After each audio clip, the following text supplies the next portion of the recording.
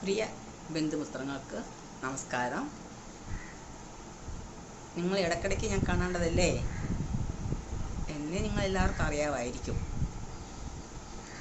ആദ്യകാലങ്ങളിൽ ഫേസ്ബുക്കിലാണ് ഞാൻ നിങ്ങളെ കാണാൻ തുടങ്ങിയത്.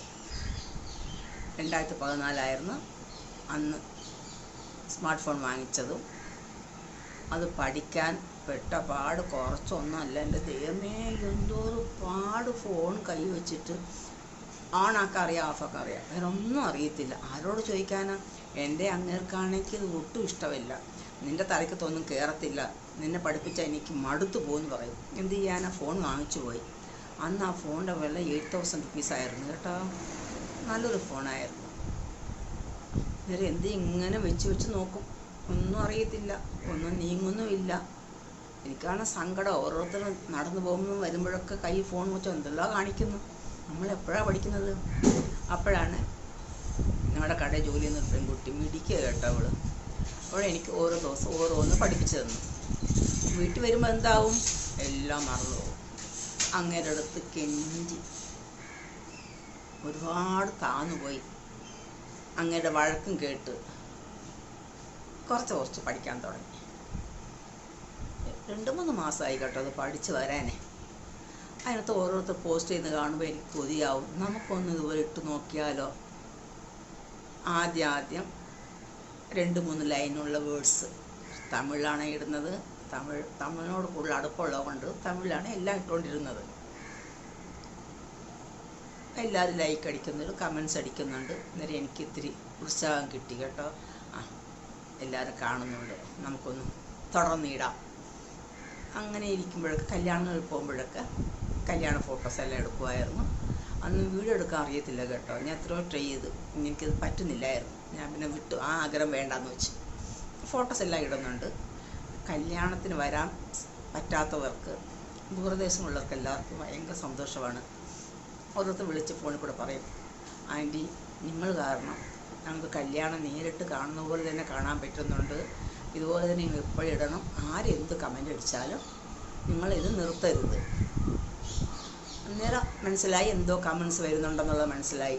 പിന്നെ എങ്ങനെ കേട്ടിട്ട് വന്നപ്പോഴാണ് അവൾക്കെന്താ വേറെ ജോലിയൊന്നുമില്ല, അവളിങ്ങനെ നടക്കുവാന്ന് 1-2 പേര് പറയുന്നത് ഞാൻ തന്നെ കേട്ടിട്ടുണ്ട്. കുഴപ്പമില്ല, അവളുടെ അഭിപ്രായം അവർ പറഞ്ഞോട്ട്, അതിനെന്താ. അങ്ങനെ തുടർന്ന് അങ്ങനെ 10 വർഷമായി. എല്ലാ കല്യാണം പോവുക, ഫങ്ഷൻ എടുക്കുക, എല്ലാം ഇടുന്നുണ്ട് കേട്ടോ. ഒരു 2 വർഷമായപ്പോൾ ഫേസ്ബുക്ക് എനിക്ക് ഒരു മെസ്സേജ് വന്നിരുന്നു. 1 lakh വ്യൂസ് എനിക്ക് കിട്ടിയെന്നുള്ളതായിരുന്നു. അത്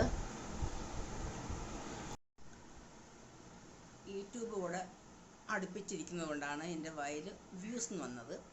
1 lakh ലൈക്സ് ഉണ്ടെന്ന് പറഞ്ഞ് കൺഗ്രാറ്റ് ചെയ്തിരുന്നു.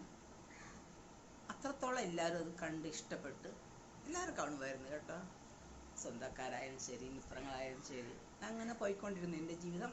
അതിൻ്റെ കൂടെ ഫേസ്ബുക്കുണ്ട്, ഞാനുണ്ട്. അങ്ങനെ ജീവിതം പോയിക്കൊണ്ടിരിക്കുമായിരുന്നു. കഴിഞ്ഞ വർഷമാണ് പെട്ടെന്ന് അനിയത്തിയുടെ മോൻ, ഈ കഥ ഞാൻ നേരത്തെ യൂട്യൂബിൽ പറഞ്ഞിട്ടുണ്ട്, അവൻ നിർബന്ധം, ഫേസ്ബുക്കിൽ ഇങ്ങനെ ഇട്ടിട്ട് നിൽക്കുമല്ലേ നിങ്ങൾ, ഒന്ന് യൂട്യൂബ് തുടങ്ങിക്കൂടെ? അങ്ങനെയാണ് തുടക്കം കുറിച്ചത്. ഞാൻ വിചാരിച്ച് യൂട്യൂബ് എന്തുവാ, എളുപ്പമുള്ള കാര്യമില്ലേ. കേട്ടപ്പോൾ അങ്ങനെ തോന്നിയാണ് ഈസിയാന്നുള്ളത്. പക്ഷെ അതിൻ്റെ അടുക്കുമ്പോഴാണ് അതിൻ്റെ പ്രയാസങ്ങൾ മനസ്സിലാക്കിയത്. തുടങ്ങാൻ പോലും അറിയത്തില്ല കേട്ടോ. നിലവിൽ ബന്ധുക്കുട്ടി എങ്ങനെ ചെയ്യണമെന്ന് പറഞ്ഞു തന്ന്, വേറൊരു ബന്ധുക്കുട്ടി അതുപോലെ തന്നെ എല്ലാം സെറ്റ് ചെയ്ത് തന്നു. ഓരോരുത്തരുടെ പേര് പറയുവാണെങ്കിൽ ഒരുപാട് പേര് എന്നെ സഹായിച്ചിട്ടുണ്ട്. പലരുടെ പേര് വിട്ടുപോയാലോ, അതിനുവേണ്ടി ആരുടെ പേര് ഞാൻ പറയുന്നില്ല. പക്ഷേ എല്ലാവരും സഹായം കൊണ്ടാണ് ഞാൻ യൂട്യൂബ് ആരംഭിക്കാൻ തുടങ്ങിയത് തന്നെ. ഇപ്പോഴെനിക്ക് വിശ്വസിക്കാൻ പറ്റത്തില്ല എങ്ങനെ യൂട്യൂബ് ഞാൻ തുടങ്ങിയെന്നുള്ളത്. അങ്ങനെ തുടങ്ങി വന്നപ്പോൾ ഞങ്ങളുടെ അങ്ങനെ ഒന്നും അനങ്ങുന്നില്ല, എനിക്കൊന്നും അറിയത്തില്ലെന്ന് പറഞ്ഞുകൊണ്ടിരിക്കുവാണ്. എല്ലാം കഴിഞ്ഞ് സെറ്റാക്കി. ആദ്യത്തെ വീഡിയോ ഇടണമല്ലോ. അപ്പോഴാണ് ഞങ്ങളുടെ തമിഴ്നാട്ടിൽ കൊച്ചു ഗ്രാമത്തിൽ ഉടനേരി ശാസ്ത പറയും, അതിന് 2 ആഴ്ച മുമ്പാണ് ഞാൻ ശാസ്ത അമ്പലത്തിൽ പോയി തൊഴുത് വീഡിയോ എടുത്തത്. പിന്നെ വീഡിയോ എടുക്കാൻ പഠിച്ചു കേട്ടോ. ഞാൻ ചിലപ്പോൾ യൂട്യൂബിൽ ഇടാൻ വേണ്ടി ഞാൻ പഠിച്ചതായിരിക്കാം. അതും ഓരോരുത്തർ ചോദിച്ചാണ് പഠിച്ചത്. ഇപ്പോഴും എൻ്റെ ഫോൺ റിയൽമി ഫോണാണ്, അത് എളുപ്പമുണ്ട് കേട്ടോ. അങ്ങനെയാണ് ഞാൻ വീഡിയോ എടുക്കാൻ പഠിച്ചത്. ഒരാദ്യം ഗണപതിക്ക് തന്നെ ആയിക്കോട്ടെ എന്ന് പറഞ്ഞു ഗണപതിയുടെ അമ്പലത്തിലെ ഗണപതി ഹോമത്തിൻ്റെ വീഡിയോ ആദ്യമായിട്ട് ഞാൻ ഇട്ടായിരുന്നു. ഇട്ടപ്പോൾ 2 ദിവസം കൊണ്ട് തന്നെ 200 വ്യൂസ് വന്നായിരുന്നു. വളരെ സന്തോഷമായി കേട്ടോ. അന്നേരം യൂട്യൂബ് സ്റ്റുഡിയോയിൽ ആദ്യം 500 സബ്സ്ക്രൈബ്സ് വേണം, 3000 വാച്ച് അവേഴ്സ് വേണമെന്ന് പറഞ്ഞിരുന്നു. നമുക്ക് എത്രത്തോളം ബന്ധുക്കളുണ്ട്, നമ്മുടെ ഫേസ്ബുക്കിൽ നമ്മുടെ ഫോളോവേഴ്സ് എത്രയുണ്ട്? 3599. ഇത്ര പേര് സബ്സ്ക്രൈബ് ചെയ്താൽ നമുക്ക് എന്താ കിട്ടാൻ പാട്? 500 കിട്ടാൻ പാട്? അങ്ങനെ വിചാരിച്ചാണ് തുടങ്ങിയത്. അങ്ങനെ പതുക്കെ പതുക്കെ പോയിക്കൊണ്ടിരിക്കുമായിരുന്നു. ഒരു 3 മാസമായപ്പോൾ നല്ല ചാടി 500 സബ്സ്ക്രൈബ്സ് ഒപ്പിച്ചു. പക്ഷെ 3000 വാച്ച് അവേഴ്സ് കിട്ടണ്ടേ? അത് കിട്ടാൻ വേണ്ടി കാത്തിരുന്നു. ഒരു സുപ്രഭാതത്ത് അവർ ചോദിച്ച 500 സബ്സ്ക്രൈബ്സ് കിട്ടി, 3000 വാച്ച് അവേഴ്സും കിട്ടി. അപ്പം നാളെ തൊട്ട് നമുക്ക് പൈസ വരാൻ തുടങ്ങും പറഞ്ഞോട് കാത് കൊതിച്ചിരിക്കുക കേട്ടോ. പിറ്റേന്ന് രാവിലെ 2 വീഡിയോ ഒന്നിച്ചിട്ട് അന്നേരത്തേക്ക് ഇരിക്കുന്ന യൂട്യൂബിൽ മെസ്സേജ് വന്നിരിക്കുന്നു, യൂട്യൂബ് സ്റ്റുഡിയോയിൽ മെസ്സേജ് വന്നിരിക്കുന്നു, 1000 സബ്സ്ക്രൈബ് വേണം, 4000 വാച്ച് അവേഴ്സ് വേണം. അയ്യോടാ, ഇനി ഞാൻ 500 പേരെ കണ്ടുമുട്ടണ്ടേ? അന്നേരം എന്തായി? ആരെ കണ്ടാൽ അവരുടെ ഫോൺ മേടിക്കുക, ഞാൻ തന്നെ സബ്സ്ക്രൈബ് ചെയ്ത് കൊടുക്കും. ചിലർ പറയും വേണ്ട, നിങ്ങൾ പേര് പറഞ്ഞാൽ മതി, ഞങ്ങൾ ചെയ്തോളാം എന്ന് പറയും. ഞാൻ എൻ്റെ പേര് പറയുമ്പോൾ എന്താ അവർക്ക് മനസ്സിലാകുന്നില്ല. ആ കഥ എനിക്ക് കേൾക്കണോ? കോട്ടയത്ത് പഠിച്ചുകൊണ്ടിരിക്കുന്ന കാലത്ത് കല്യാണമൊക്കെ നിശ്ചയമായി. അന്നേരം നിൻ്റെ ഉടുപ്പിയുടെ പേരെന്താണെന്ന് ചോദിക്കും. ഞാൻ അങ്ങയുടെ പേര് ആരാമുദൻ എന്ന് പറയും. കേരളത്തിൽ അങ്ങനെ ഒരു പേര് ആർക്കും തന്നെ ഇല്ല. തമിഴ്നാട്ടിലുള്ള പേരാണ് ആ പേര്.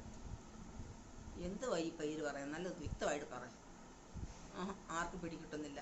അവസാനം പേപ്പറിനകത്ത് എഴുതി കാണിച്ചു. എന്നിട്ട് ആ പേര് വായിക്കാൻ ഭയങ്കര ബുദ്ധിമുട്ട്. അങ്ങനെ ഒന്ന് ചിന്തിച്ചപ്പോൾ എനിക്ക് തോന്നി, എന്തിനാ ആരാ വേണ്ടെന്ന് വെക്കാം, ആരാ വേണ്ടെന്ന് വെച്ചിട്ട് അമുദനെ മാത്രം എടുക്കാം. അന്നേരം അമുദൻ.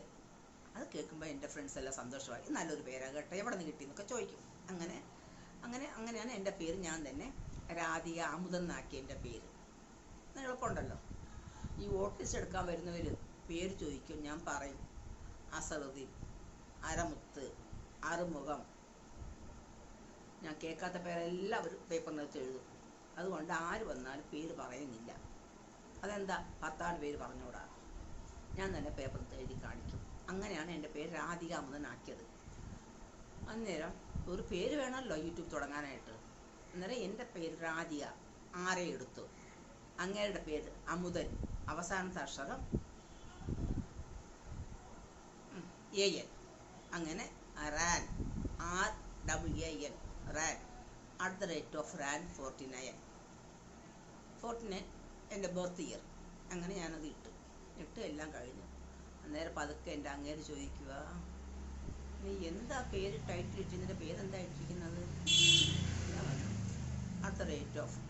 @RAN49. മണ്ടി. റാൻ പറഞ്ഞതിനെ ആർക്കറിയാം? നീ ഫേസ്ബുക്കിൽ ഫേമസ് ആയത് എങ്ങനെയാ? രാധിക അമുദനല്ലേ? അയ്യോ, എല്ലാം സെറ്റാക്കി തന്ന ബന്ധുക്കുട്ടി വീട്ടിലോട്ട് പോയല്ലോ. നീ എടുക്ക്, ഞാൻ ആക്കിത്തരാം. നിനക്ക് ഇതിനെപ്പറ്റി ഒന്നും അറിയത്തില്ലെന്നല്ലേ എനിക്ക് പറഞ്ഞത്? നിനക്ക് പഠിപ്പിക്കാൻ എനിക്കൊന്നും അറിയത്തില്ല. ഞാൻ യൂട്യൂബൊക്കെ തുടങ്ങിയിട്ടുണ്ട് 2-3 വർഷത്തിന് മുമ്പ്. ഞാൻ ഞെട്ടി. ഇതുവരെ എൻ്റെ അടുത്ത് പറഞ്ഞില്ലല്ലോ ഞാൻ തുടങ്ങിയിട്ടുണ്ട് എന്ന് പറഞ്ഞുകൊണ്ട് എൻ്റെ പേര് രാധിക അമുദനാക്കി. അങ്ങനെയാണ് യൂട്യൂബിൽ എൻ്റെ പേര് അങ്ങനെ വന്നത്. അല്ലാതെ ഞാൻ എന്തെങ്കിലും ഞങ്ങൾക്ക് കമൻസിൽ മറുപടി കൊടുക്കുമ്പോൾ എൻ്റെ പേര് വരുന്നത് @RAN49 എന്നാണ് വരുന്നത്. അങ്ങനെ ഇടാൻ തുടങ്ങി. 6 മാസമാകുമ്പോൾ ഇനി 50 കുറവുണ്ട്. അപ്പോഴാണ് ഒരു ക്ലബിൽ സെയിലിന് വിളിച്ചിരുന്നു. അതായത് ഞാൻ പേളുമാലയൊക്കെ ഉണ്ടാക്കുന്നുണ്ടല്ലോ, കമ്മൽ, വള, മാലയൊക്കെ. അതിന് വിളിച്ചപ്പോൾ ഒരു സെയിലിന് പോയതാണ്. 50 കുറവുണ്ട്. ഡിസംബർ മാസം 9-ാം തീയതി. അതായത് 1000 സബ്സ്ക്രിപ്ഷന് 50 കുറവുണ്ട്.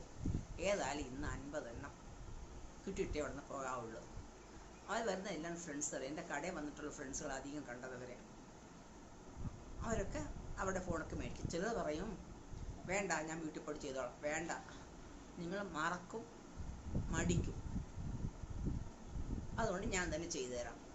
അന്നേരം ആ ഫ്രണ്ട് പറയുക, ഓ, നിങ്ങൾ യൂട്യൂബിൻ്റെ പേര് മറക്കും മടിക്കുന്നതാണോ? അയ്യോ, അങ്ങനെയല്ല ഞാൻ പറഞ്ഞത്. നിങ്ങൾ വീട്ടിൽ ചെല്ലുമ്പോഴത്തേക്കും മറന്നും പോവും, മടിക്കുകയും ചെയ്യും, അതാണ് ഞാൻ ഉദ്ദേശിച്ചത്. പക്ഷെ നല്ലൊരു ടൈറ്റിലാണ് കേട്ടപ്പോൾ കേട്ടോ, മറക്കും മടിക്കും.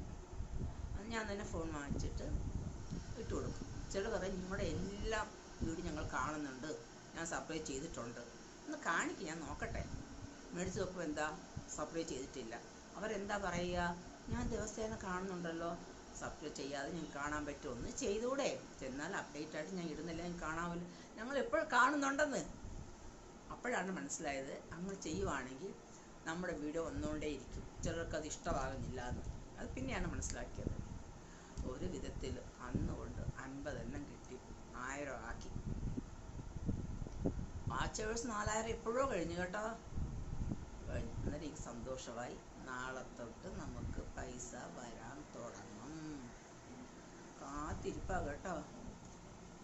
നിങ്ങളും കാത്തിരിക്കണേ, ബാക്കിയുള്ള സംഗതി ഞാൻ പറയുന്നെങ്കിൽ എന്താന്നുള്ളത്. ബൈ മക്കളെ.